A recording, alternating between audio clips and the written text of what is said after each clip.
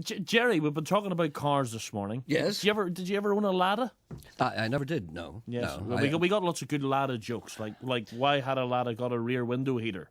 To keep your hands warm when you were pushing it in the cold weather. See, I can't laugh at jokes. No, I'm the same. I never know. I nearly had a Trabant. Do you know a Trabant I've heard of a Trabant. In Berlin. They're made of cardboard. Yes, I tell you where I heard of a Trabant. Where? In an episode of Minder, when Yes. Arthur Daly bought a Trabant and hadn't realised what he bought, and he was trying to hide it before any of his rivals would find out because of the embarrassment. That was great. I remember one time going to East Berlin to do something, whatever it was, and it was just after 1992 or something like that, after the wall had gone down, 93 I think it was.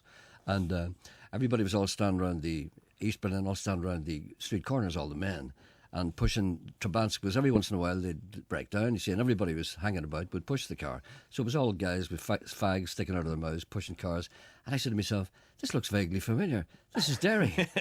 So you put your documentary voice on there whenever you went to 93, I think it was. 93, I think it was. No, but tell you what's happened. There's something in my windpipe. You sound as if you're struggling a wee bit there. I'm struggling a little. You I'm okay. I'm all right. I'm okay. What was your favourite car, Gerry? And what was the car that gave you the most pleasure? Would you like to rephrase that? You need a child seat now anyway, Granda. Stop it. Go away.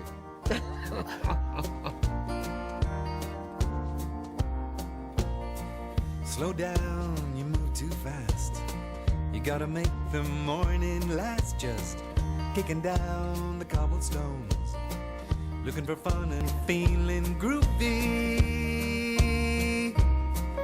Ba-ba-da-ba-da-ba-da-ba-da, feeling groovy.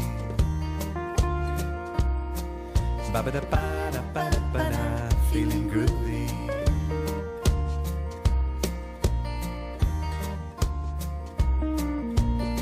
Hello lamppost, what you knowin'? I come to watch your flowers growin'.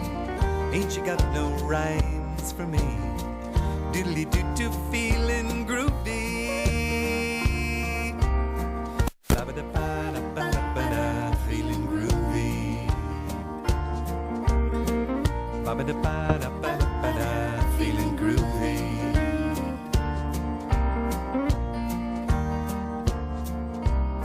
I got no deeds to do, no promises to keep. I'm dappled and drowsy and ready to sleep. Let the morning time drop all its petals on me.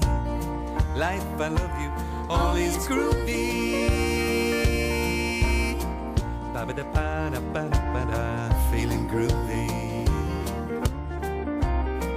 Ba-ba-da-ba-da-ba-da-ba-da, feeling groovy.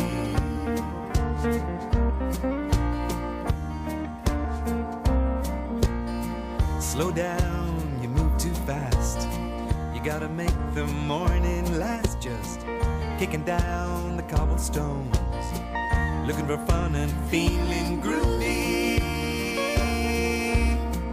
Ba-ba-da-ba-da-ba-da-ba-da, feeling groovy. Ba-ba-da-ba-da-ba-da-ba-da, feeling groovy.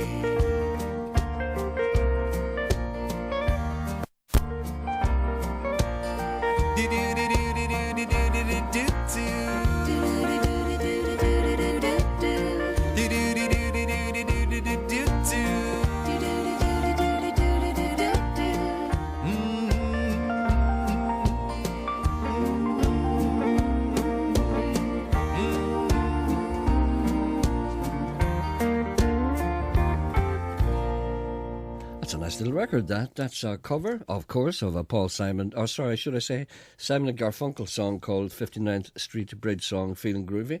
That's a Waterford singer-songwriter called Liam Merriman. Nice little record, that. Nobody ever covers stuff like that because it seems pointless. But he's actually made a better record than, I think, Paul Simon, to be honest with you. You don't agree with anything I say? No, I don't think so. All right, then. It's just I my think opinion. anyone with a note in their head could have recorded that song. But you see, that is not true. All right, Because that is deceptively simple, that song. Yes, that's what I And said. it's deceptively simple. Oh, deceptively. All right. Deceptively okay. simple. All right. It's not as easy to do. Yeah. I might not be able to go on today. Stop that. I can't help it. Stop that. I had that for the last 20 No, minutes. I don't have anything. What happened was that at 20 minutes past 10, whilst I was upstairs having my meagre Spartan breakfast, which consists of a gravy ring and a cup of tea that's too strong, I was inhaling a little gravy ring and it went down my windpipe. And could I get it out again? Did you hear me spluttering? It's gone now. It's all right. It's now. not. It's still there. It's gone. Look, it's still there. And I was on the point of having to abandon this programme about 25 minutes past 10, and whilst you sat in the corner laughing at my discomfort. And it's not easy for me now that I'm a... You look tired today. I am tired. Yes, you I've look had a tired. hard weekend. You look tired. I am tired. Did you have a good night on Saturday night? I had a great night on Saturday. Yes, Where was so I? yeah. Where was I? I'm not saying. Oh, never you mind where I was. I don't. You don't care where I was. Because I know and you don't. I can't remember where I was. But I do. I remember up to a certain point, Yes, I know. and then everything seemed to go black. Yes, the man phoned us this morning. Do you hear me? Do you hear that? Trying to get the stuff out of my windpipe. Do you know what kind of a man is God?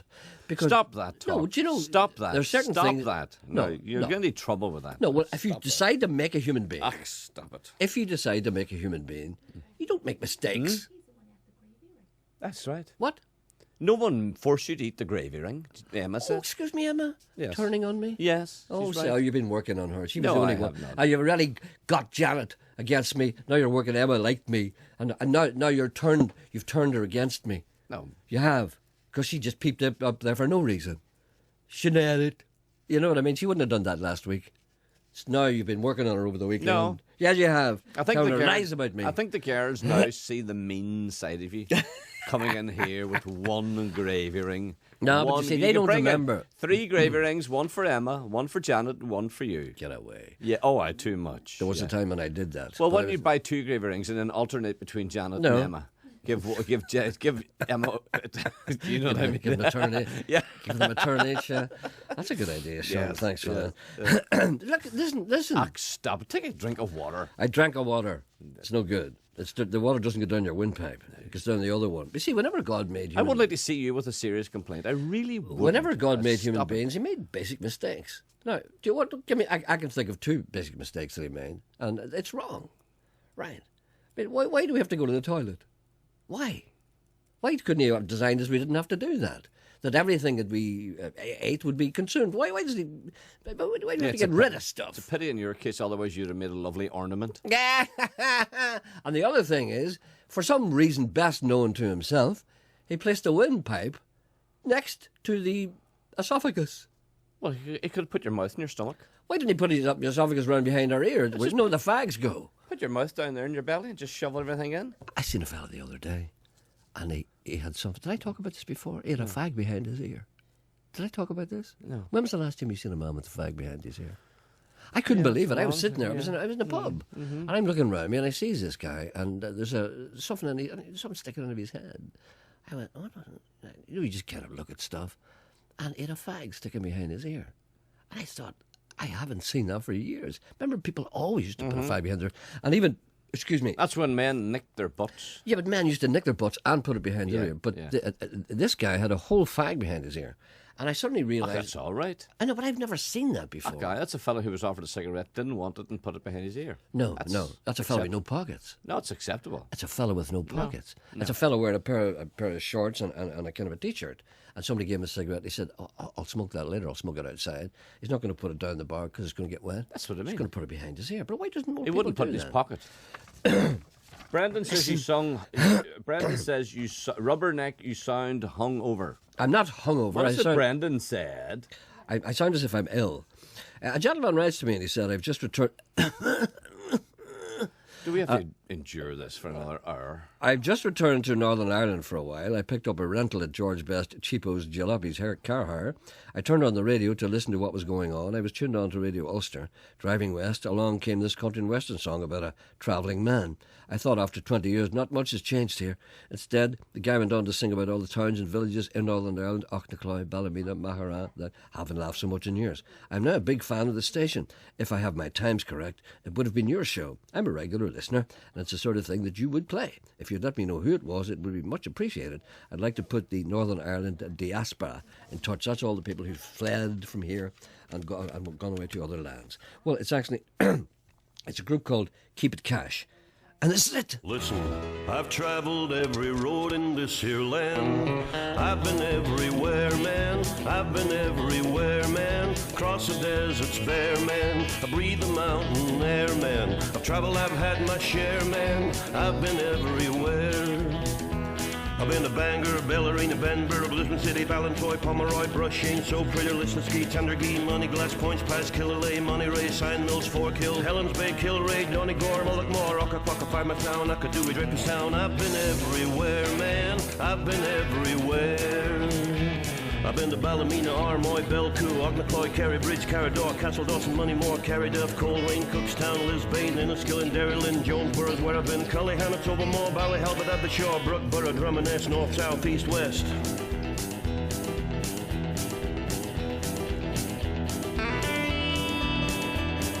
I've been everywhere. That's Keep It Cash. That's not a full record. That's a little thing that was used as an advertising jingle. What was it, BT or something like that, was it? Oh, at that particular time. I don't know what that is. But if you want that, write to me and I'll make a copy of it for you and I'll give it to you. If you want to bring it away to a foreign land. Dear walks with a bus pass, says Jonathan. Thank you, Jonathan. Our grandsons call their other set of grandparents Granny and Granda. So we are called Nana and Papa. No doubt to differentiate us when they're writing their outrageous Christmas lists. I recommend this naming system as it makes us feel a bit more sophisticated and middle class like what you are. Grandchildren bring great delight. We're always delighted to wave them goodbye. When they've stayed over, terrorised the cat, emptied the fridge and wrecked the house. Congratulations and good luck. Thank you. And I'd like to thank you all for congratulating me on my grandfather done. And it's an unusual thing. You've been there, of course, before. Yeah. Why do some TV stations, CNN in particular, place a very small newsreader in front of a huge wall of television monitors? Are they bragging, showing off? Do you ever notice that? What name have you chosen? Excuse me? What name have you chosen? Are you Granda? Plain and simple Granda? No. What are you? I'm Jerry. He's going to call you Jerry. No, he is not sorry, a he. Sorry. Your granddaughter is going to call you Jerry. The child has had no chance to think about this as she is only 3 days old. Yes. And It's usually the grandparents decide this. Did you ever see a film called A Solitary Man with Michael Douglas? You're going to be Jerry. Oh, don't be Jerry. Be No, Granda. I don't know what I'm going to. I'm going to be what people decide I'm going to be. I have no say in it. Be Granda. Did you ever see a film called called A Solitary Man with Michael Douglas in it? Well, you need to tell me what it's about because I don't know titles. I know you don't. I'm going to tell you. No, it's from a Johnny Cash song, funnily enough, as we just played Johnny Cash. I wish you would stop that. I can't help it. Have you no sympathy? No. Have you no common decency? Can you not say that man's struggling in there? That man's choking alternatively and not able to breathe hardly? And look at him, continuing on with his radio show programme. Because why? Because he wants to. Because the listeners want him. Because the listeners, some of them are back at work today, especially people in the Belfast holidays. People who went up to Donegal over the last 2 weeks and drunk up South Stupid are now back at work again today. Anyway, do you hear that? You see, I'm constantly in difficulty. But there's a movie called A Solitary Man. This is apropos what we're talking about. And he's a man, kind of, Michael Douglas, being the age that he is, and his character, he's a car salesman. And his life is unravelling around him. Mm-hmm. But he's very, like myself, he's very attractive to the opposite sex. And he cannot resist this. And he has a grandchild. And he's separated and that kind of thing. And all these women kind of, throw themselves at him. You know the way you've seen it happen to me. So he's out with his little grandchild one time. He's going into this park, this kind of recreation area, and there's mothers there. There's one particularly attractive mother standing, looking after her little child. And the mother looks over at him, not unmistakable look. Yes. That look, she looks at him. And the wee fella, his little child, says, Granda! And Michael Douglas says, call me Pete. You told us. You told us that on Thursday. Shut up. Status Quo used to play in front of a wall containing 64 big 4x12 Marshall speaker cabinets. I've heard since that only 4 of the 64 were plugged in. Did you ever wonder about that? No. Way back Yeah. in the 70s and 80s, there used to be, people would stand on stage like Led Zeppelin, and there'd be this big wall of speakers behind them, and you used to say, how can they possibly stand that noise? They weren't plugged in at all. Only the ones at the side were plugged in, and they were being microphoned. The Shadows had a contract to use only Vox amplifiers. The Shadows got around this by building much better Fender amps inside the Vox cabinets. You see, this is the stuff we're learning now after all these years. And what about poor Amy Winehouse? Isn't that terrible? Yeah. She joined the 27 Club. You know what the 27 Yes, Club is? yes, yes. Think of now, who all the people who died when they're 27. Right, there was Janis Joplin, Done 27. that all weekend. What? Yeah. What? Go on, Manny. I'm trying to think. Why would she be so horrible? Janis Joplin, Jimi Hendrix, Keith Moon, Graham Parsons. I was going to say Jim Rogers, but he's the Lord Mayor of Belfast. Appreciate that. Jim Morrison, Amy Winehouse. Who else? There's 6, 7.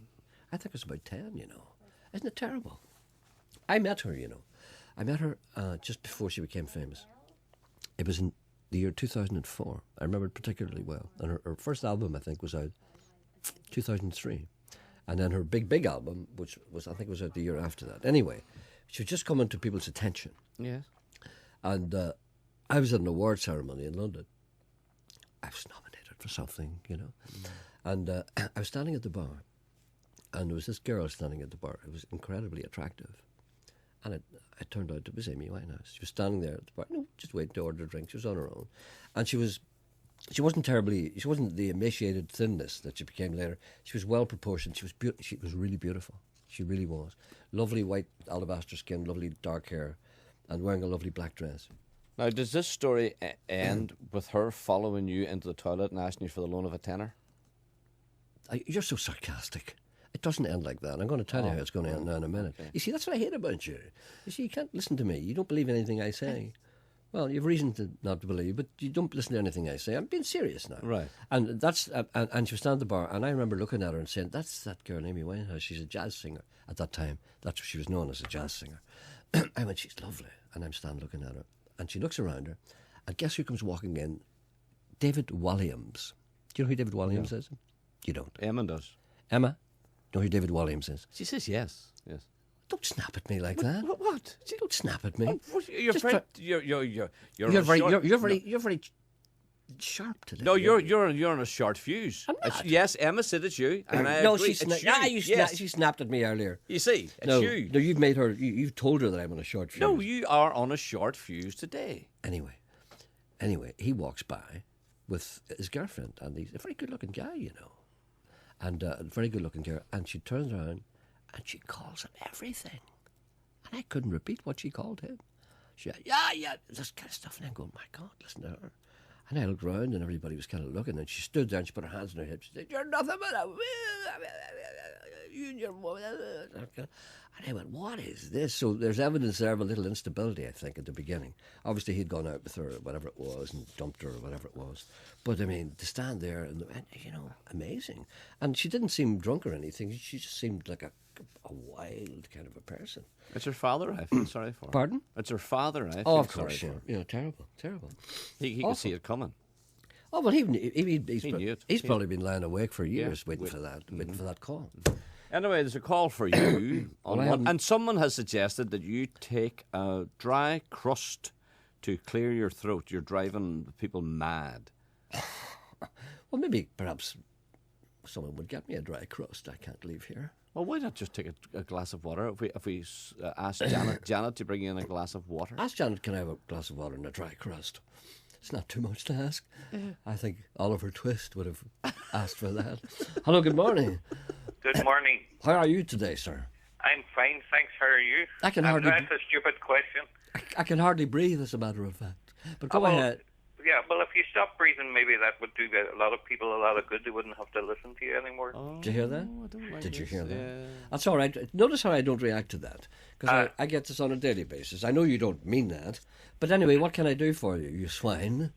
Gerry, do you remember one day, not so long ago, it might have been within the last 4 or 5 months, I was up at Radio Foyle and I had my pup, Springer Spaniel's pup, Yes. with me, and you said, "Oh, I would love to get one of those." Yes. Well, it so happens that there was a slight accident with the person that I got, or not the person, but the dog, the bitch. I hate the word, but it never. No, use it. And and he now has 5 more pups. You know the interesting thing, he had, the dog had 6 pups Yes. previously, and 5 were girls and 1 was a boy. Uh-huh. and the boy died, and the same thing happened again this time. Really? Yeah. So it's more But I serious tell you, than... my pup is growing up, and she's terrific. I have her here in Ballyliffin, and she loves swimming in the sea, and she loves running about the fields, etc. And she's a really good, obedient dog, but a typical Springer Spaniel. But anyway, the point I was making to you, or going to make to you, is that there are 5 left, and if you want the phone number, I actually gave in a phone number to you after after you asked me for it. But if you want to get one now, I think it was for your daughter, was it, or your son? Well, I was thinking about that, what kind of a dog, but it's entirely up to her. But that's great. Would you leave that number for me? Because I leave that number for you. And by the way, you and I spent many a happy time in Rosemount School together. Many, many years ago. What is your name? No, I shouldn't ask you that. Yeah, well, I can tell you it. I don't mind. It's Robert. There's only one Robert in the class. Robert, what was your... I can't remember. Oh, dear. Oh, you should remember the surname. It's almost the same as yours. Let me think. All right. Okay, no, let me think. I haven't got that. No, I can't hear. Well, do you want to think, or do you want me to tell you? Tell me. Andrews. Oh, yes, of course I remember.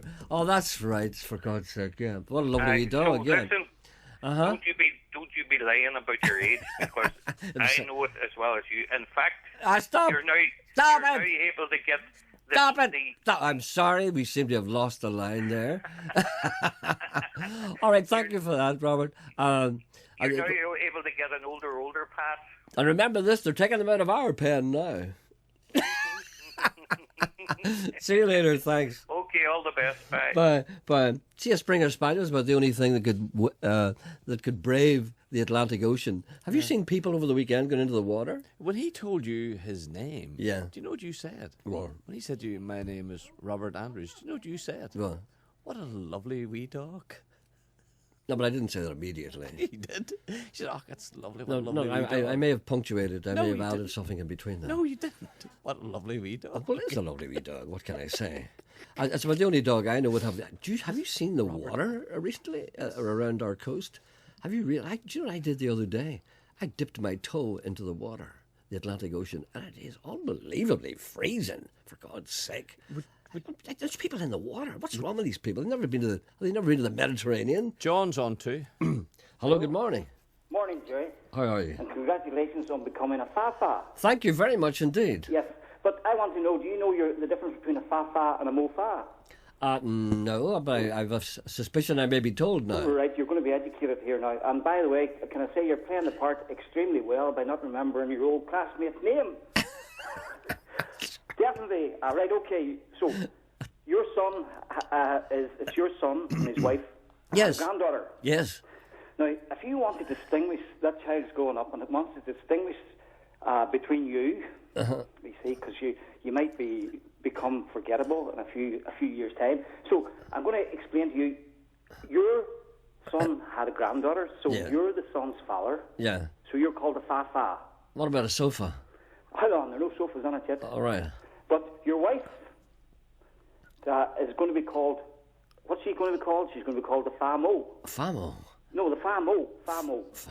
Right. So you're the Fafa, your wife's the Famo. Fafa and Famo. So we I have, can't be a sofa. There's no sofa on it yet. Eh?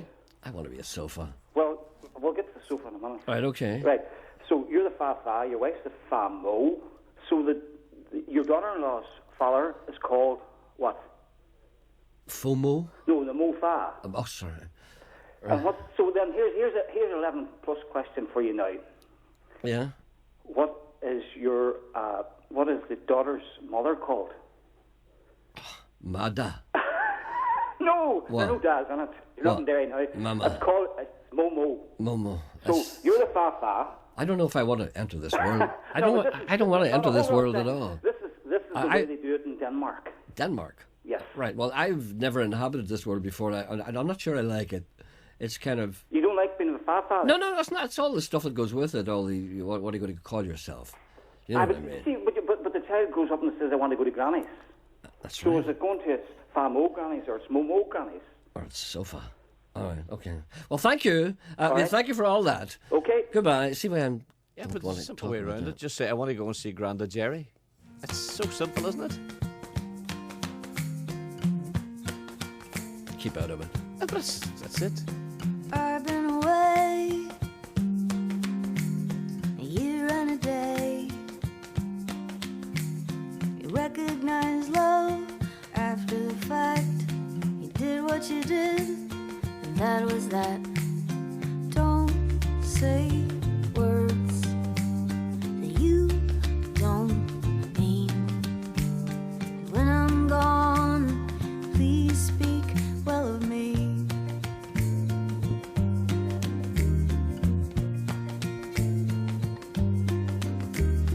Looking back now, I only wish I had been kinder. Did I ever know love? Did I ever know love? And could I have been blinder? Don't say words that you don't mean. When I'm gone, please speak well of me.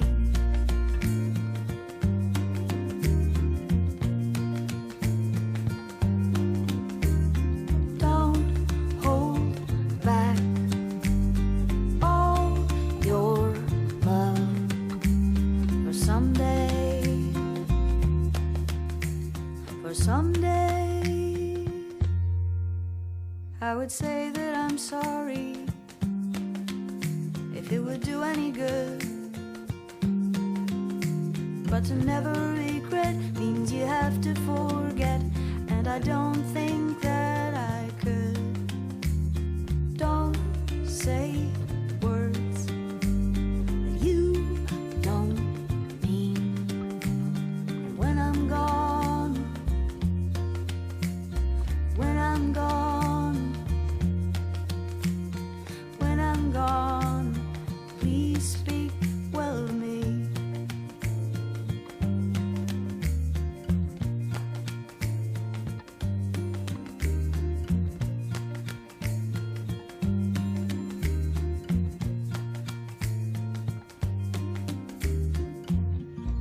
What a nice little record that's called. Please Speak Well of Me, of course. That's from the Weepies, from an album called Be My Thrill.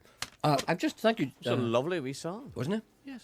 I like the Weepies very much indeed. I was talking to that group that were in with me on Friday called Langulus, and they're big fans of them as well. And they're from Nashville, via Louisiana. I just had a crust. Yes, we got you a crust and Thank a you glass for of that. water. And I haven't had a crust and a glass of water since I lived in a flat in Manchester.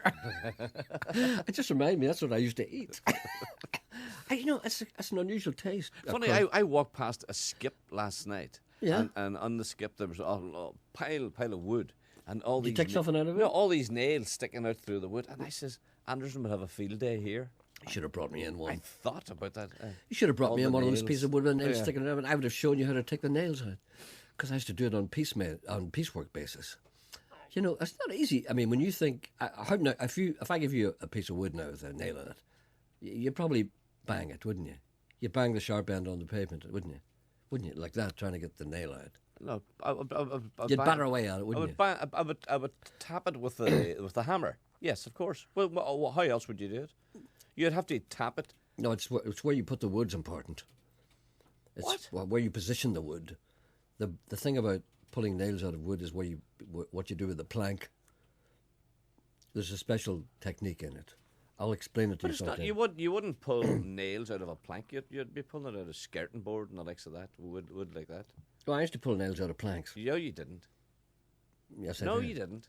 There's no Yes, I way. There's no way that you were pulling nails out of planks. Yes, I did. No. I did. I did. I doubt it. All right then. Doubt it. What did you use? Claw hammer. No, I'm not married to that at all. I'm not buying into that. What do you think I should use? A woman's pair of nylons or something? What? What do you think I should use? I don't know, but I can't see you pulling nails out of a I plank. couldn't see me doing it either. That's why it stuck with me all my life, because I'm saying to myself, why did I do that? How could I possibly have done that? Where did the planks come from? From plank shop. So, come on, where did you get the planks? It's a building site. Building site. Things were lying about. No, thank no, God it's no, 11 o'clock. no. I have to Yeah, stop you're talking right. about this. Yeah. You don't believe anything I say. on 92 to 95 FM and 1341 medium wave. This is BBC Radio Ulster. It's 11 o'clock and with the BBC News, this is Keith Burnside. Norway has begun observing a minute's silence for the more than 90 people killed in the bomb and gun attacks on Friday. Sweden, Finland, Denmark and Iceland are also paying their respects. The man charged in connection with the killings, Anders Breivik, is to appear in court in an hour's time. Norwegian investigators are examining his extreme anti-Muslim views and any links he might have had with far-right groups across Europe. The Vatican has recalled its envoy to Ireland following an investigation that strongly criticised the Church's response to allegations of child abuse by priests. The papal nuncio, Giuseppe Lianza, is being called back to Rome to discuss the impact of the report. In the Dáil last week, the Taoiseach Enda Kenny accused the Church of putting its reputation ahead of child rape victims. Mr Kenny says he's had thousands of messages of support. Firefighters have put out a huge fire at business premises on the Manse Road just outside Templepatrick. It took more than 20 firefighters about 7 hours to tackle the blaze during the night. The fire is being treated as suspicious. About 15 Northern Ireland companies fear that they could lose more than £5 billion because of the collapse of Superquinn. The Irish supermarket chain collapsed a week ago but was bought the day after by the retail group Musgrave, securing staff jobs. A freeze imposed on Superquinn's accounts stopped it honouring cheques issued to creditors. The United Nations Food Agency is hosting emergency talks in Rome today on the drought crisis in Eastern Africa, where more than 11 million people need immediate assistance. The chief executive of Oxfam, Barbara Stocking, who's in Rome, says more could have been done to avert the crisis. I was sitting in this very building in Rome in 2008 when the whole world said we will never allow a food crisis to happen again, we will not allow famine in future. We know what to do. We know that we need to invest in the small producers, the small farmers, the pastoralists. They can be very productive, but the investment simply hasn't gone in. Sport now. Here's Paul Gilmore. Some spectators have been queuing outside Lord's since 3 o'clock this morning ahead of the final day's play between England and India. India will resume any time now on 80 for 1, needing a further 378 runs. Tiger Woods is out of the world's top 20 for the first time in 14 years. Rory McIlroy is 4th, Graham McDowell 12th and Darren Clarke 31st. Mario Balotelli was subbed in the 31st minute of Manchester City's pre-season friendly against LA Galaxy for failing to take the game seriously. Balotelli chose to backheel it goal rather than score a clear-cut chance, and Northern Ireland will be missing a host of experienced players for their Milk Cup opener against Denmark in Coleraine tonight. Mostly dry today. With the weather details, Angie Phillips. I was sitting in this very building in Rome in 2008. Well, clearly we have a slight problem at the moment. We'll try again to see if Angie has got the weather for us. Spells of rain will gradually clear away east, and apart from the odd light shower, most places should be dry through the afternoon and evening. A few bright spells should come through, but generally there'll be a good deal of medium and high level cloud around. Temperatures inland will reach a reasonable 18 or 19 Celsius, but there's still a light onshore breeze towards the north coast where it'll feel a little bit fresher. BBC News. BBC Radio Ulster. Travel news. Due to roadworks on the Ballyclare Road between Glengormley and Northcote, drivers travelling from Ballyclare to Belfast are being diverted along Northcote Link Road onto the Antrim Road and then through Glengormley. Elsewhere, roadworks have been extended on the Carnaliss Road in Dundrod. It's now closed until the middle of August. Laura McDade reporting. Travel news on BBC Radio Ulster. On Talkback today with me, William Crawley, the Vatican has recalled its ambassador to Rome after Taoiseach Enda Kenny's unprecedented attack. Is the Church finally taking criticism of its handling of sex abuse allegations seriously? Have we underestimated the far right? The man accused of the massacre in Norway is due in court. He says he wants to explain his actions. And bottles of vodka placed outside her house in London. Is that an appropriate tribute to Amy Winehouse?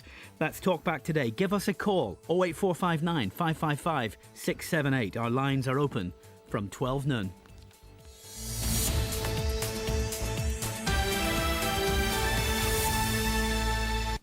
Thank you, William. Here's a little musical treat.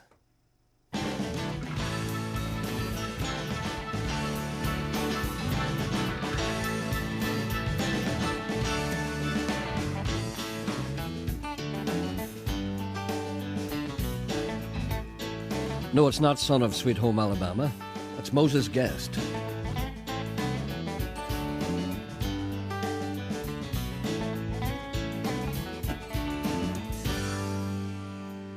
Big Southeast Texas city. May I tell you where I'm from? Some say what a pity. We shall overcome.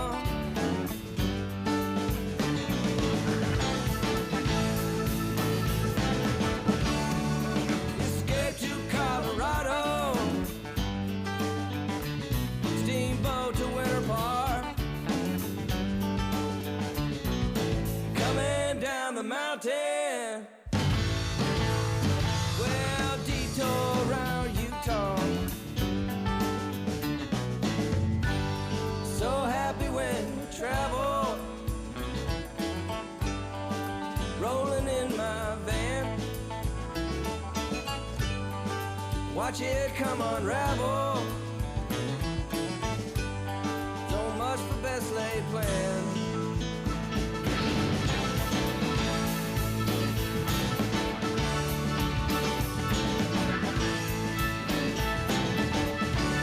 Well, the moose is loose in Wyoming,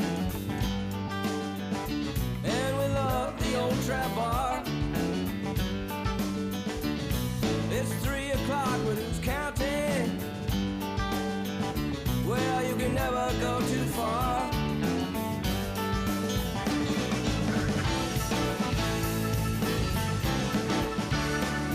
So what do you say, Montana? I've got to get it done. There's an eagle in the sky and a burning of the sun. So happy when we travel, rolling in my van. Watch it come unravel. So much for best laid plans.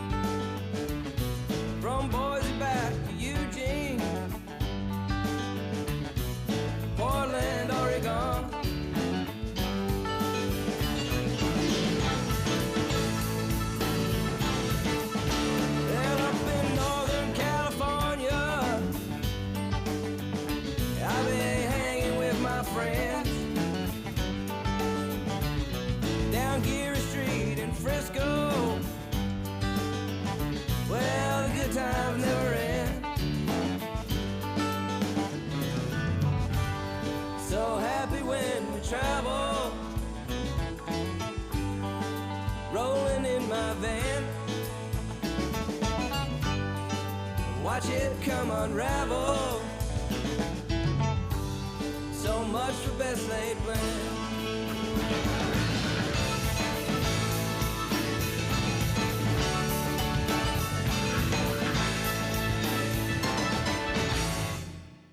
Oh, that's great, isn't it?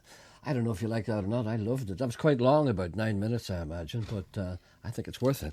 That's a track called Best Laid Plans by Moses Guest, Mosesguest. I'd like to thank my good friend Morris, who sent me that, who's got a great ear for music. Did you like that? Yes. Thank you. Please wish Kevin and Joy all the best from Paul and Tracy. They're getting married in Belfast today. And a gentleman says, you haven't started the show yet, which is quite true. Good morning, everyone. Welcome to the programme. It's a Monday. The summer's over. It lasted all day yesterday. The number to ring if you want to contact this programme is 08459 555 678. See, do I sound ingratiating? A man sat beside me over the weekend. Yes. All weekend? No, he came over. I think it was on Friday night. It stayed to Sunday. Yeah. Yes. It was on Friday night, and I was sitting there, minding my own business, but chatting to the company. As you do, of course. And there was a space beside me in the bar, you see. A man occupied it. And a man came over, and a man planked himself down. And started to talk. No, he just said to me, he says, ask him about the drill. I says, what? Ask him about the drill. The drill? This was the conversation. Mm-hmm. I says, what? Ask who? Cryptic. I said, who? He says, him. Anderson. Ask him about the drill. Yeah. I said, what do you mean the drill? He said, ask him about the task that was set him. When you were a young man? Yeah. An apprentice engineer? Yeah. Or an apprentice toolmaker, sorry. Excuse me. An apprentice toolmaker. I was an apprentice toolmaker. He says, a big mistake. Right? So he says, ask him about the drill that he took apart. And he got up and walked away. So I'm now asking you about the drill that you took apart when you were an apprentice tool. What's that about? He got up and walked away. I know, but you see, he understood what I understand. Do you ever see a man that was put in the wrong job? Yes, we know. Yes. I was in the wrongest job in the world. So people used to look at me in amazement at the things that I was asked to do. See, the people who became apprentice toolmakers were people who were interested in making tools. I, of course, was never interested and only took the job because it was forced upon me. And I didn't know what it was. So I went down with the rest of them and they gave me a pair of green overalls. I said, what's this? They said, you'll have to wear that. I said, why? It's because you'll be working at the dirty things. I went, what? And then first thing they said, there are some sheets of metal out there. Bring them in. Yeah. And I said, but it's raining. And they said, there are some sheets of metal out there. Bring them in. Right. So we had to go out and bring them in. And it was also freezing the night before, so they were stuck together with the frost. And I went in and I said, are there any gloves? He said, no. So I hurt my hands and everything. So what's this story about the drill? All I'm just saying, I'm just trying to, it's a preamble. I'm trying to explain to you how wrong this job was for me. Yes, we know. Well, they had a drill thing. Right. And like a Black and Decker, say, no. Bzzz, no, it's a thing that goes down like this, kind of a big handle. Oh, big thing. pulley downy thing. Yeah, it drills into the metal. Yeah, right. But there was an element, an attachable element from it, not just the drill, the bit itself, but a real detachable element. And they thought it would be good if we could understand. Strip it down and put it back together again. Exactly. Oh, gee. Could you imagine? No, you can take it apart. But see, everybody else did it. Yes, you can. But you and I just sat there and I looked at it, and I said, "What is? Wait, why? It was great the way it was. Why did you break it?"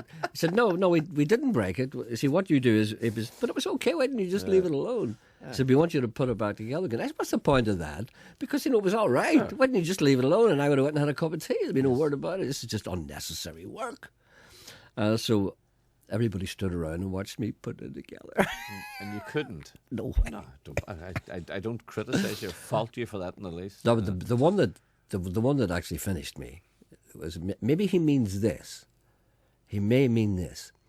the thing that happened to me, that I was sacked because of this, and he may mean this. They gave us a big square of metal. Well, not a big square. I'd say about like 4 inches by 4 inches, which is.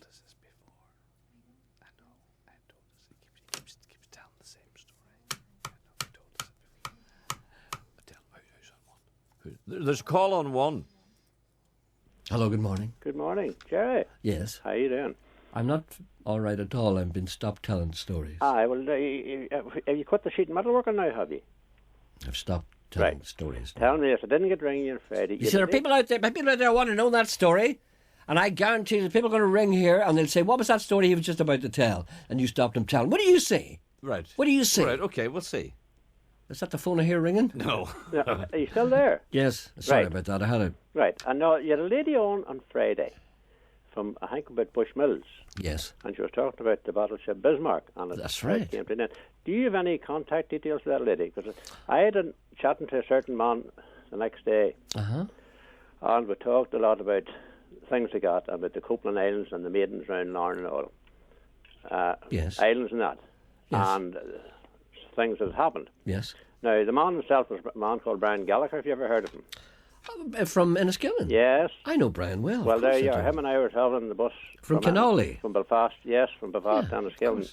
And he asked me this. So I was wondering, if you have that lady's contact details. If you don't want to tell me over the phone, you can give her my number and she can ring me this evening. Okay, Sean, will you take that man's number there? I don't have the lady's contact number with me, but I know someone who has. It's just a non-related item. Well, that's quite all right. No, that's okay. There's another man who's trying to get in touch with me through your programme in the county. He's a man called Harrington Smythe. Seems a knowledgeable person. Yes. He might know, but I can't get in touch with him either. Well, we could get in touch with him through this programme. What kind of a man is he? What does he do? Oh, he comes on, very cultured gentleman. Hamilton's, what's his name? Smile? Yeah, Smythe, S-M-Y-T-H-E. My name is Hamilton Smile. Oh, what a great name. I hear him there from time to time. Good morning. My name is Hamilton Smile. Wouldn't that be great? No, I don't know him. But if he's listening, maybe perhaps he'd give us a ring and we'll put him in contact with you. Right. Well, if you give Sean your details, yes. I will contact the lady who was working with me on Friday, because there was nobody on this programme today. Yes. And even if it was, they would have thrown it away and anyway. I'll get in touch with her maybe later on this evening. Absolutely, yes, okay, thank you. Thank you very much. Not at all. Right. It's a pleasure. Right, good luck. Bye. My name is Hamilton Smile. It's Hamilton Smythe, was it not? Did I not say Smile? Smythe. Hamilton Smythe. Smythe. Good morning. My name is Hamilton Smythe. That lady that you talked to on Friday was very interesting. She was indeed. I thought you never listened to the programme on a Friday. You told me you never listen. You're lying. You're listening secretly. As I was eating my porridge, I listened. Granddad's porridge. Yes. Eating Granddad's porridge, yes. Here's an interesting thing. What? Glad to be off school. Enjoying listening to your brilliantly funny, witty show. What an amazing talent you have. Why is Sean there? Mm-hmm. I made that up. No, she just said Sean is good too. Saw you once backstage at a party for On Eagle's Wing. Would it be possible to hear something from it this week? And why do you think the show never really took off, as it was excellent? That's a very interesting question. Did you ever see that show? No. On Eagle's Wing. You went to it. I went to you it. Were quite I loved it. with it. Yes. I loved it. Oh. But you know the reason why I think it didn't really take off? Because I knew the story. And I don't think the narrative was clear enough. If you didn't know the story, it wouldn't make any sense to you. Yeah. Because there was a lady sitting beside me, she was from America, right? And there was all kinds of stuff. It was all about the plantation of Ulster, that kind of thing, and the siege of Derry, and things were happening, things that happened here, things happened there. It was an historical narrative, you see. And there were slides going up and various people were singing stuff. But I knew the story. And I remember thinking to myself, if you didn't really know this story, this wouldn't make a lot of sense to you. If you weren't familiar with actually the detail of the story. Mm-hmm. And then it was confirmed to me because the lady beside me, she's an American lady, and she turned to me and she said, "Where are they now?" Where are they now? Because they're in Scotland, you see, and then they're in Northern Ireland, and then they're somewhere else. Where are they going? So nobody knew. So that's what, and it was a great. Peter Corey was in that. He was very, very good. I enjoyed it tremendously. John Anderson did the music, I really enjoyed it. It was kind of mooted as a kind of, Protestant river dance in a way. And it could have been that. It could have been that. It was just the narrative was unclear. The story is everything, But then again, look at Riverdance. Do you know the story of that? Talking of stories. The story is about the river being a personality. Nobody knows the story of that. Evelyn and Dundonald and Rodney want to hear the end of your story. You see, I'm not going to tell them now because you're so ignorant. Well, what about Andy on 2? He's ignorant too, maybe. Oh. I don't know. No, he's not. Andy, good morning. Yes. I'm just lashing out. Yes. Sorry, Andy. What can we do for you today? So I was just going to compliment you on playing Moses Guest. Wasn't that good? Did you like that? Because I'm really into all those American jam bands like the Allman Brothers and stuff. So. Yes, see that's all live, you see, and that's a real band playing real music. Exactly. And but there's another one that I think you'd really like called Assembly of Dust. Oh, really? Yeah, they've got that whole Little Feat J.J. Cale vibe going on. I like that because it's kind of a little country, and it's kind of like Leonard Skinner in a way. Exactly. If I may mention them. I kind of like that high quality jam. Yeah. So definitely, you would really, really like Assembly of Dust. And the other one I play, The Road Goes On Forever, and The Party Never Ends. That's the same thing. Same kind of. Can I use the word vibe? Exactly. Yeah. No, because I slayed you the other day for playing Mick Hucknall, so I have to. When fair's fair, give you fair's fair is right. It's right. The boy done good. Yep. Thank you very much. All right, Gerry. Okay, bye. Bye. Bye. You see, nice people. Yes. That's the type of people that you aren't. Steve's on 1. Is he? A long-haired cat has been hanging around Hollywood this past month. It is a beautiful cat, brown and ginger in colour, and white back legs. So keep your eye out. Oh, man, not keep your eye out. Have you, anybody who knows? Look, there's a list there of the 27 Club. A man sends me a list. Now, hold on a second. I have a shoulder. Pardon? I have a very sore shoulder. Yeah, you're saying you complained about me earlier on. You laughed at me because I was choking to death. It's just one of these things. Now, here's a list of people who died and they were 27. Graham Parsons, of course, I mentioned him. Keith Moon.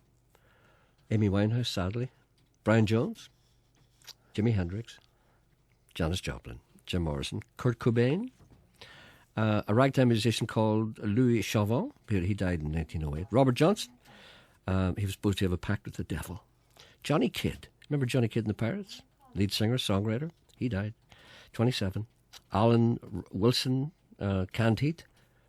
People may not know him, but these are guitarists with Stone Crows, Les Harvey.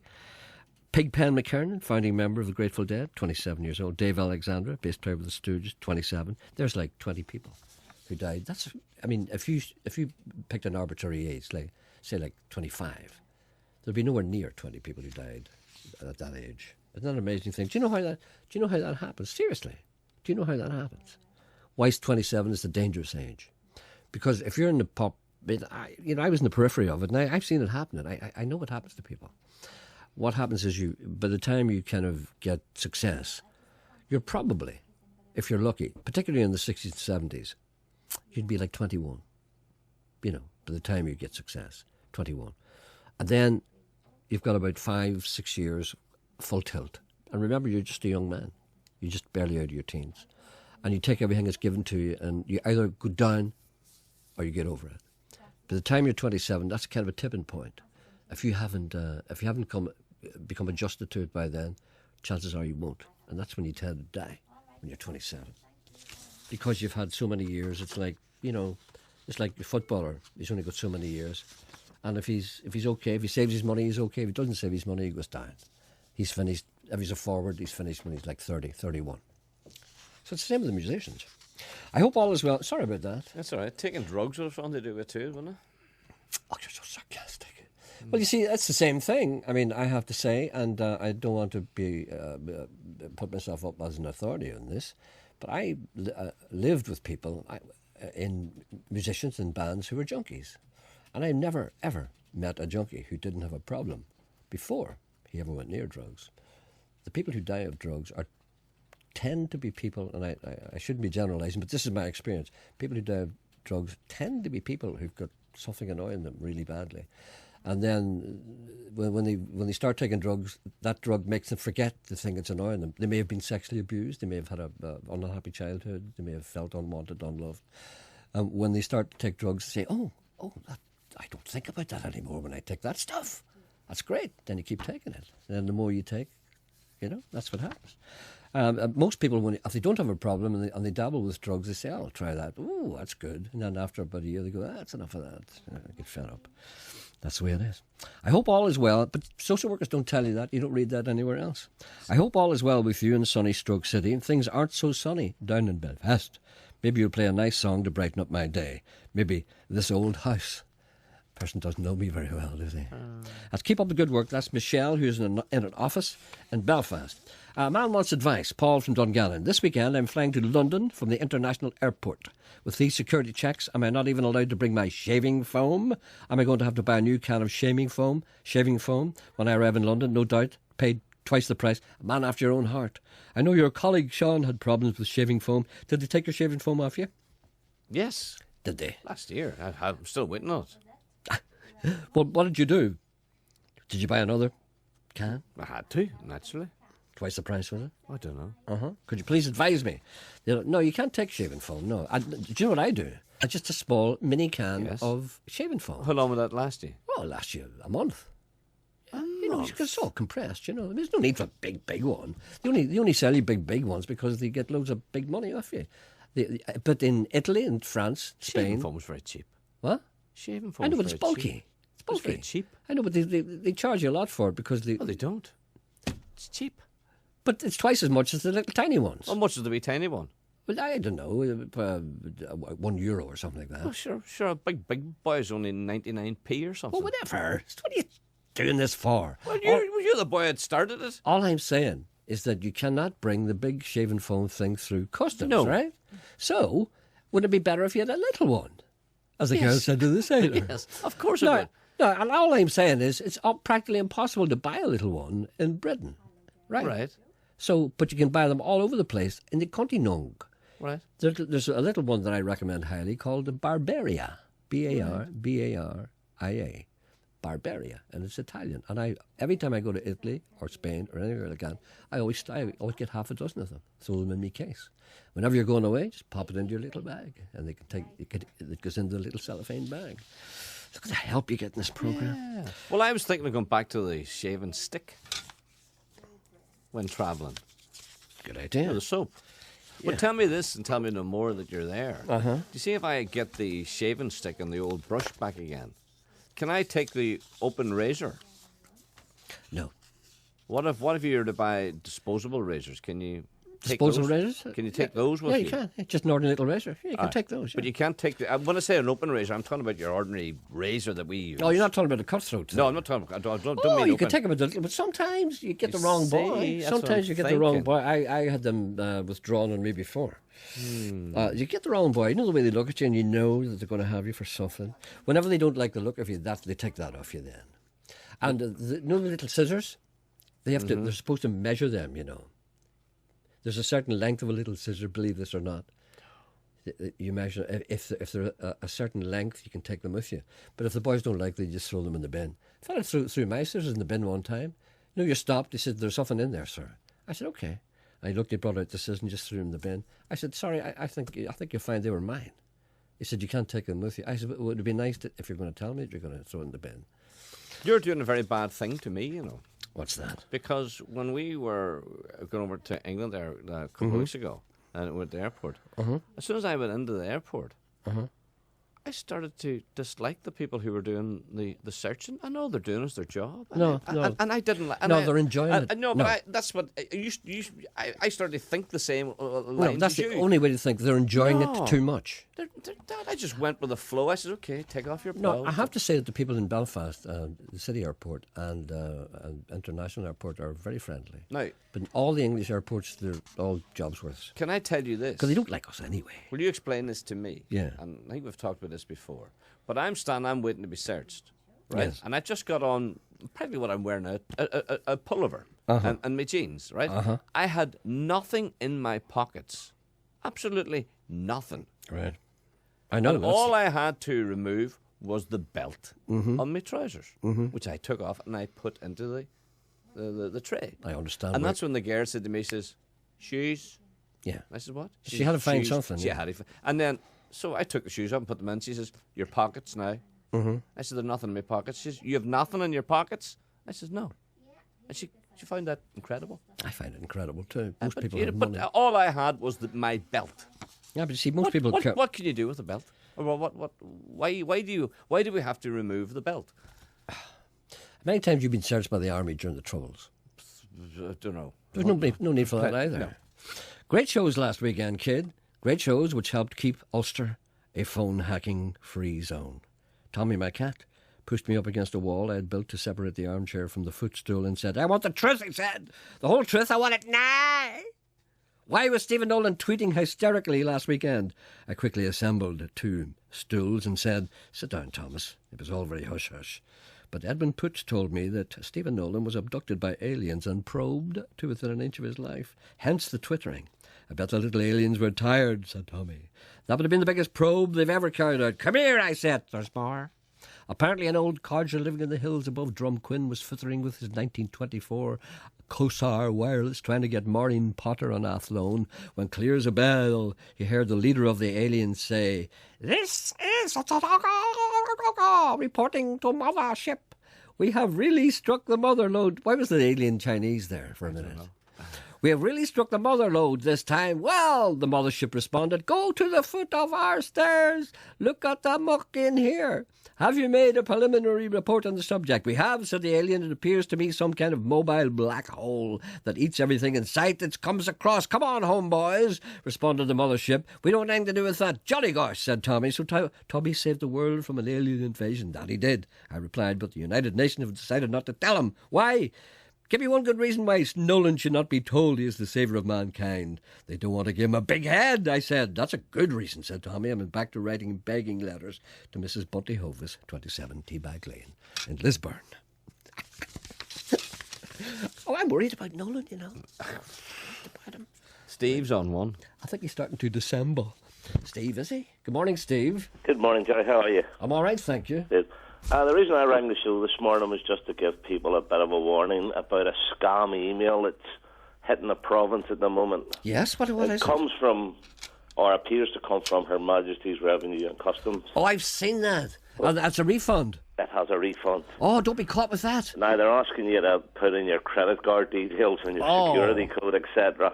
Absolutely. It's I've seen this. I've seen it a number of times. Someone ruin their nice summer holiday by giving these thieves hundreds of their hard-earned pounds. But it looks so authentic. It does. It's from Her Majesty's Revenue and Customs, wherever it is, and it's telling you that you're getting a small refund. And it's not a huge refund, you know, but it's quite substantial enough for you to bother if you believed it. That's right. And they ask you for certain details so they can send it to you as quickly as possible. That's right. And if you didn't know the score and you kind of believed it, you would do that because you say to yourself. And there will be people who will be caught with it. Do not do that, whatever you do. Thank you for bringing that up. I remember at a particular stage, I thought it'd be a good idea to mention that on the air, and I always forgot to do it. But thank you for doing that. Excuse me, sorry for interrupting. Yeah. But it doesn't apply to you. You don't pay tax. You were sent one, and you were so tempted.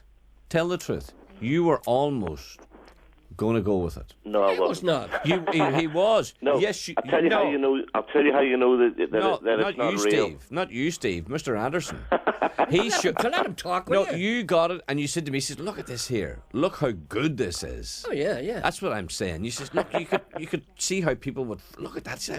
I'm almost tempted. Yeah. But that's what I mean. Yeah. Yeah, I know what you mean. You were sent. Yeah, I was sent that, yeah. Yes. And it does look very authentic. Mm-hmm. And if you didn't really, you know, if you're a trusting kind of a person, which I'm not, you would have a crack at it. But then again, what you must always remember is that nobody will ever, no bank, no organisation, no governmental institution will ever ask you for your credit card details or number. Never, ever, for any reason. So there you are. Thank you for that. Okay. Good man. All the best now. Bye. Bye. See the way we're protecting the people. I know. Joe's on too. I know. I hope. Sorry, I read this. Morning, Gramps. Mr. Ray, talking about my earlier trouble, which seems to have cleared up in my window pipe. The bread and the water. It was the bread and the water. That's why they give it to people in jail, to make them better. Put your knees on your chair and your head firmly on the ground, chest above your head. Well, that's what I try to get people to do at the weekend. They never do it. They always say, stop that. What is it? Joe. Where is he? Yes. Hello, Hello, good morning. Good morning, Gerry. How are you doing? I'm all right, thanks. I have narrowly escaped death. I nearly died at 10:20, but I'm all right now. You're nearly one of the 27 years old. Oh, God. Sorry, what can we do for you today? Well, Gerry, did you try your cream? Oh, yes, somebody left me in. Was it you left that in? Yeah, my wife sent it down to you. Angels? Angel Ritual. What is that? Somebody sent me Did you not try it? I tried it. It's good, isn't it? It seems to work, yeah. Yeah. I saw a distinct improvement. Of course, my moisturising regime, is fairly well established. And I think you'll never go back to your old cream after trying that one. Oh, I'll tell you I am, Gerry. Do you remember I gave you the prawns in Rostraver? And That's you thought right. they were off, so you give them to the Sands family. And they cooked them for their tea. That's right. Sure, Yeah. Colin was on the toilet for 2 days. He wrote a on the toilet. That's right. Yeah, it was firing on all cylinders for about 3 days. I know when to not eat things. And listen, we have to be very careful we don't advertise this now. We have to be very careful. No, I know that. So, where did you come across? Is your wife? Does she make this, or what is it? Yes, my wife Rosemary is a beauty therapist, and we just have. She worked along with a formulation chemist, and we made it ourselves, and it's going very well. It's being packaged here in Northern Ireland. We get it made in England, Okay. Well, if anybody's interested to know what it was, give us a ring, and we'll tell. I can't mention it here, of course. And if anybody wants to know what it was, give us a ring, and we'll tell them what it is. They'll have a crack at it. It's supposed to halt the aging process. Angel. Look, he said it. I am talking to Emma privately here. I told Emma that I wouldn't plug it, so I'm not saying any more. No, see, we have to be very careful here. I was talking to you last year about my son's book, Requiems for the Departed, and they actually won an award. Really? A Steinler award, yeah. Uh-huh. So, from no small help from yourself, it was well got. So it was. He beat a lot of competition, It's an American award, Well, so well done to him. Going very well, yeah. All right then. And tell Sean that the reason why they take your belt off is because the buckle sets the metal detector off. That's right. right. Is that right? To work that out. Oh, So in other words, sorry, I really didn't know why. Honestly, I just assumed you knew that. No, you didn't know either, Mr. Anderson. And I actually got one of those wee small cans of shaving cream in a gift set one time from one of the chemists one of the leading chemists in Northern Ireland. You have a wee small, yeah, a wee 100ml one, Yeah, see me trying to. Do you know what I'm going to tell? It just occurred to me. No. You and I are going to New York in November, right? Right. When was the last time you were in America? Seriously. Seriously, I don't know. Think 7 years ago. That's right. Well, I don't know how long. No, I think it's longer than that. Is it? I think so. But you're gonna go crazy when you see what you have to go through to go to America. You think it's bad going to England? Pardon? Take the cream to America with you. All right then. But I would like some more of that. Can I have a little bit of it? Well, I'll send you down another jar maybe in a week or so. Next time you're in Belfast. Please do, yes. And listen, you see the cream. It has jojoba. Jojoba. Right? Jojoba. No, it's called And the American Indians have used that oil for centuries. I know it's called jojoba. You're well versed with the American Indians, aren't you? Jojoba. Jojoba. People, we call it jojoba, but I think it's called jojoba. It's jojoba, yeah. That's it. Yeah. That was great so stuff. Whenever and shot an Indian, he'd get right back to his wigwam and slap a load of jojoba oil on the wind. And yeah, that's what they did when they weren't painting themselves and killing white men. All right, listen, we have to go now. Listen, thank you very much. Okay, thanks very much, Gerry. Thank you. And I'll leave another jar down you soon. Another jar for the lad. Another jar for the woman behind the bed. Oh, you're going to die when you find out what you have to go through to go into America. And they really, do you know the way they think that when you go through security here and you get the impression that they don't like you? When you go through America, they hate everybody. It must be 12 years since I was exactly talking about. Before 9/11. Before 9/11. Before 9/11. So after 9/11, everything changed. Because it comes to the stage now that if a fella doesn't like the look of you in an airport, you're not going anywhere. And he doesn't have to explain why. If he doesn't, I don't like him. Bang. What about Can you answer me one thing? Don't please? you be cheeky now. No. They'll send you home again. But what about the filling in of forms? Do you have to fill in forms? All of that, yeah. Well, I'll help you. The likes of what? Everything. Immigration, everything. Do you remember the guy in Australia wasn't going to let me into Australia? Well, quite rightly so. I wouldn't let you in either. He wouldn't let me into Australia because I didn't know my daughter's dates of birth. That's right. I thought you should have knew that. He says, I Yeah, didn't he know. can't understand why you don't know stuff like that. I thought that caller said his dog loves women. He said it like his dog loves swimming. Can you tell me a copy of that I've Been Everywhere jingle? I don't know if I can or not, to be honest with you, because it's not commercially released. But I'll see if I can do it. What sort of forms do you have to fill in? I'm worried. Everything. Oh, no, Everything. Like what? Like what sort of questions are you I'll tell you asking that something. I may not Here's know? something. Here's something. I was going 2 years, was it last year, year before last? I was in Canada, and I decided to fly from Toronto to New York, right? I'm in Toronto Airport, right? And I go through all that stuff because they're very, very careful about that, because Toronto's used to be an easy way to get into America. So they've sealed that. So it's almost impossible to get from Canada to America. Do you know what I mean? It really is unbelievable. Now, I had a huge big form to sign in, to fill in. I filled it in and brought it up.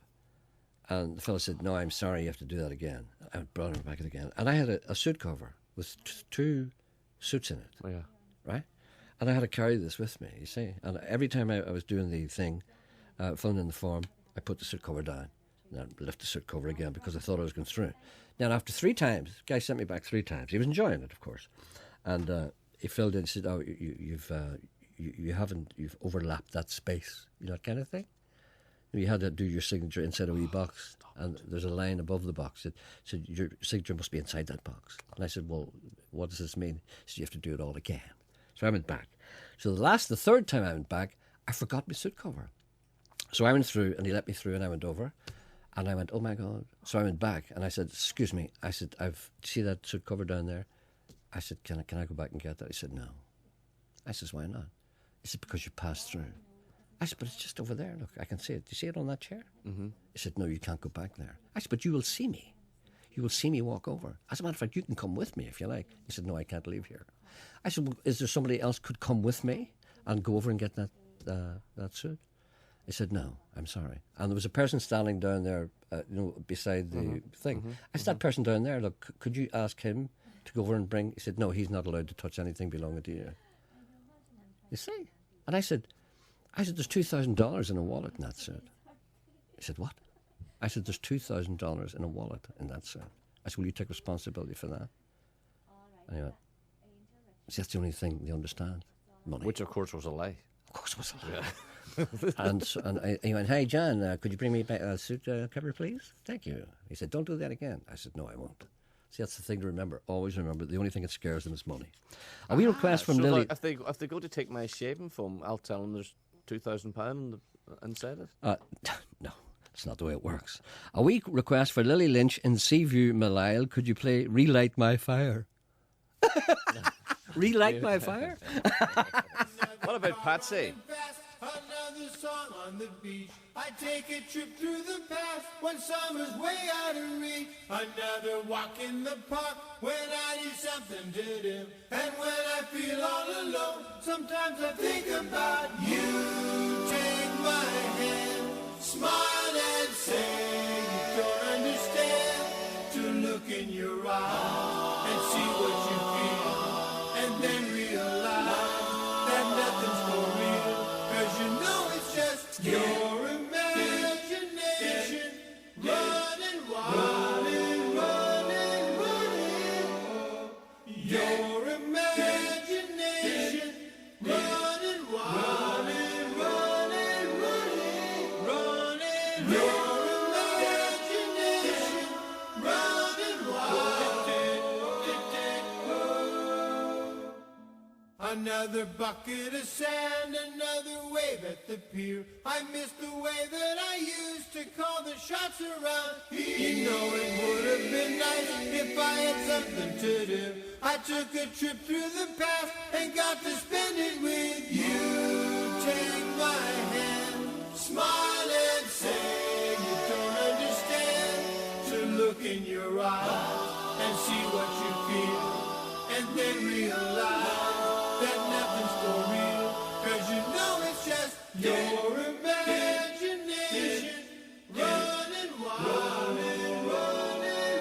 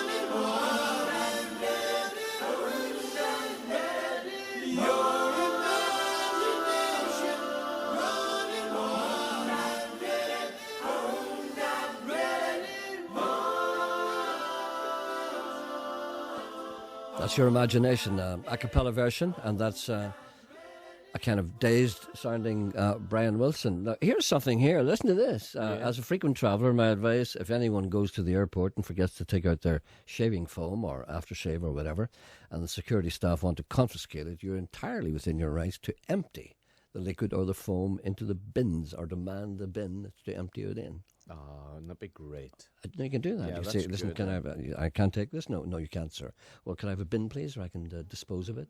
And instead of throwing it in, he said, no, we'll take it. No, I just want to pour it out. So you're entirely within your rights to do that. I'm going to do that anymore. Absolutely. Also, when travelling, do not take aftershave. Go to the nearest perfume shop and take the numerous tester samples. That'll do you for the trip. Roll on deodorant does okay, and that's you sorted. See, they don't take the deodorant off you because they don't want it, because it's been under your arm. Also, for the vain man, you can also get moisturising stuff from the perfume shops as well as the tester. See, these are great stuff that we don't know. Look at that. Dear Mr. Anderson, may I be so bold as to inquire if you have purloined my colleague Robin Elliott's new single, Common People, as the single was released for charity? I haven't got that. Robin, no, send me that by all means. And, sorry, I can't read this. It was a very loud laugh. I know it was. It's funny, I can't read it. If I read it, I'd be sacked. All right, then. So I decided not to. Gerry forgot to say that the CD by Marcus Moses thingamy is called Complete Control. Complete Control is called. And here we go. What about Patsy? Oh, Keith Moon wasn't 47. Sorry, he was 32. 27. 27. 22. Sorry about that. I included him erroneously. So I'm just looking at emails. You're not the only one. They're all doing it. Who's doing it? Everyone who mentions the 27 club mentions Keith Moon. So they're all doing it. And he wasn't in it. Yeah. Okay. Right. Sorry, I'm just looking at emails here. I shouldn't do this, I know, but I'm distracting the people. Gerry, we request for Lily Lynch and Seaview in Malile. Could you please play Relight by Fire? I've read that. Patsy's waiting to talk to you. Is he? Where is he? Well, I don't know. Is he still there? 111. Hello, 1111. Hello, Patsy. Hello, Patsy's a she, Gerry. This is Patsy. It's Hello. Patsy. Yeah. How are you? I'm fine. Where did you disappear to in Rostrava yesterday? I wasn't in Rostrava yesterday. No, but we thought you were in Rostrava yesterday. We bought 2 tickets to your show. Next Sunday. Yes, well, we bought 2 tickets, my husband and myself. He went to the information desk and he came back and said, oh, Gerry Anderson's on at 4 o'clock. And seeing as we're your #1 fans, we never miss your show in the morning. Oh, but that's thought it'd be brilliant to go. Oh, that's next Sunday. Come along, please. I know, but we walked out a half a mile out of the town and discovered you weren't on. Ah, for God's sake. So if I'd have known, I would have come down. We had to return the tickets. Were you not in Rostrava at all? No. What would I be doing there from there next Sunday? No. It's next Sunday. We got a refund on the tickets anyway. I was out at the weekend in a park in Paris when my little red-headed toddler son, when this elderly woman started cooing over him and was down on her hunkers talking away to him. Meanwhile, I was watching from a distance. It's only after I made my way towards them on the left that I realised it was Jane Birkin. Isn't that good? That's from Deirdre Phillips. She seemed very nice. That's the one. What you would have said to the baby? Hello, little baby. Je t'aime, my little baby. Je t'aime. What a wee man a day. Je What about Patsy? Sorry, can't you see I'm doing Jane, what do you call her? Serge Gainsbourg. What do you call her? Jane Birkin talking to a baby. Je t'aime. I got you with a wee man a day. Je t'aime, baby, merci. Anyway, sorry about that. I'm away on a hack. I'll see you next Sunday then. Well, come up and say hello, will you? Hello? Patsy hung up. Because you ignored Patsy completely. I was coming back to her. She should have known not. that. No. She should have known I was coming back. Poor Patsy had to hang up. She should have known I was coming back. No. For God's sake, these people. You do that all the time. I know I do. I was talking to a man. I was over the weekend, and I was in his company for a couple of hours. And during that time, you're chatting, exchanging stories, right? Yeah. Every time I want to tell a story or to say something, he interrupted me. Isn't it terrible? It's shocking. And he kept. It was such a bad listener. It was a bad listener, and that's what you are.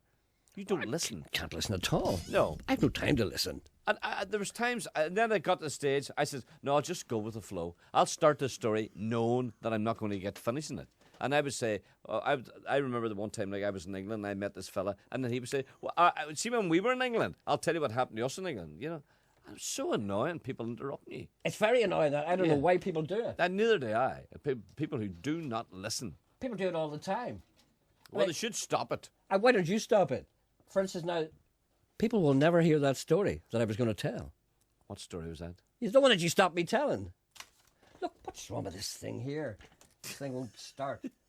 I hate this. It always happens before 12. No, it doesn't. No, it doesn't. No, you're right. It doesn't happen before 12.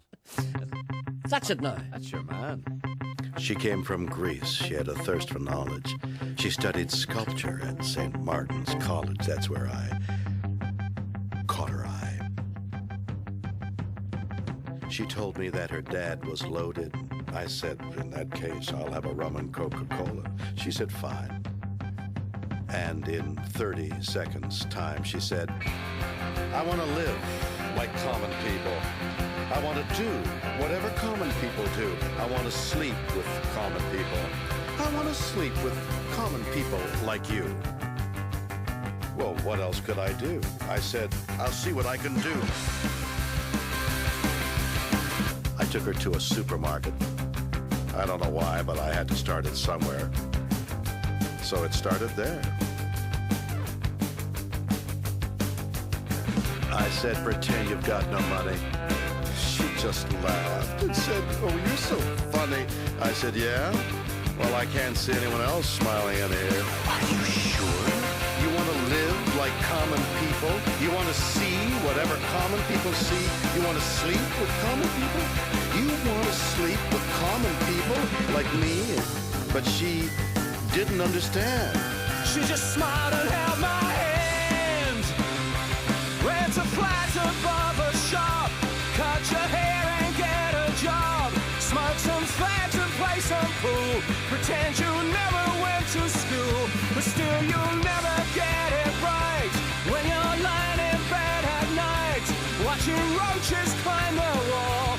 If you called your dad, he could stop it all here. You'll never live like common people. You'll never do whatever common people do. You'll never fail like common people. You'll never watch your life slide out of you and dance and drink and screw, because there's nothing else to do. Like a dog lying in a corner, they'll bite you and never warn you. Look out. They'll tear your insides out, because everybody hates a tourist. 'Cause everybody hates a tourist, especially one who thinks it's all such a laugh. Yeah, and the chip stains grease will come out in the bath. You will never understand how it feels to live your life with no meaning or control, and with nowhere left to go. You're amazed that they exist, and they burn so bright while you can only wonder why. Went to flat above a shop, cut your hair, get a job, smoke some fags and play some pool. Pretend you never went to school, but still you'll never get it right. 'Cause when you've laid in bed at night, watching roaches climb the wall, if you called your dad, he could stop it all, yeah. You'll never live like common people. You'll never do what common people do. You'll never fail